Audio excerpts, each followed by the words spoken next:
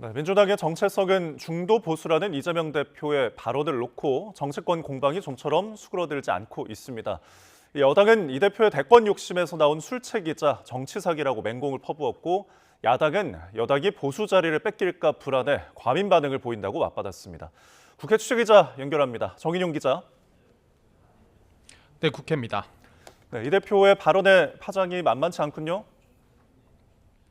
네, 그렇습니다. 국민의힘 권성동 원내대표는 재건축 재개발 촉진법 제정을 반대하고 상법을 개정하려는 민주당의 행보를 거론하며 이재명 대표의 중도 보수 발언을 재차 직격했습니다.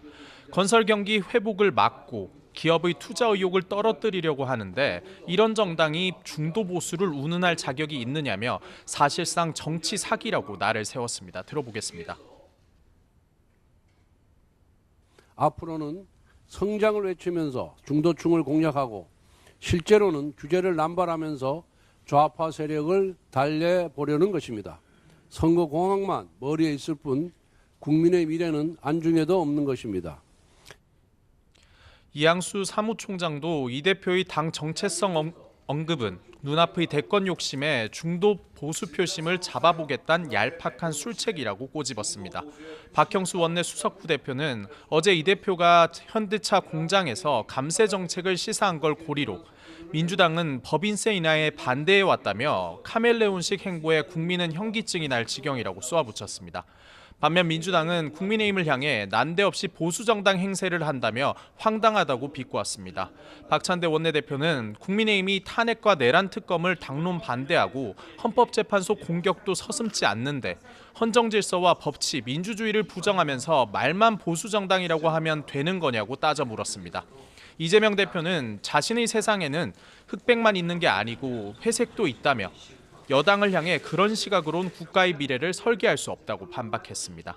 그러면서 국민의힘은 이제 극우 내란당, 극우 범죄당이 됐다고 생각한다면서 정신을 차리라고 질타했습니다. 들어보겠습니다. 보수 자리 뺏기는 거 아니야? 이렇게 불안하게 생각하고 이렇게 난리치지 마시고요.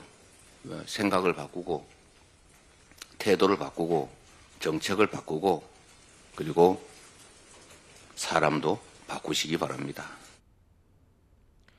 다만 당내 반발은 계속됐는데 임종석 전 대통령 비서실장은 민주당 정체성은 대표가 함부로 바꿀 수 없는 문제라며 설익은 주장은 분란만 만든다고 비판했습니다.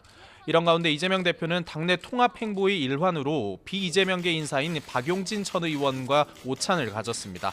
이 대표는 이 자리에서 공천 과정에서 고통을 받은 것에 사과하며 당내에서 큰 역할을 해달라고 주문했고 박 전 의원은 당내 여러 의견을 경청해달라고 요청했습니다.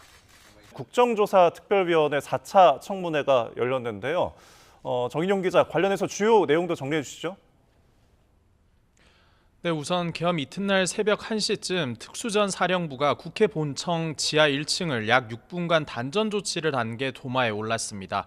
일 공수 여단장은 관련 질문에 곽종근 전 사령관이 필요하면 전기라도 끊으라고 자신에게 지시했고 대통령 지시냐는 물음에 곽 전 사령관은 대통령이 문을 부숴서라도 의원을 끄집어내라고 했다고 전해 들었다고 답했습니다. 청문회에서는 이진우 전 수방사령관이 계엄 당시 국회에 병력을 투입하기 위해 수차례 국회 기란내를 요청했다는 증언도 나왔습니다.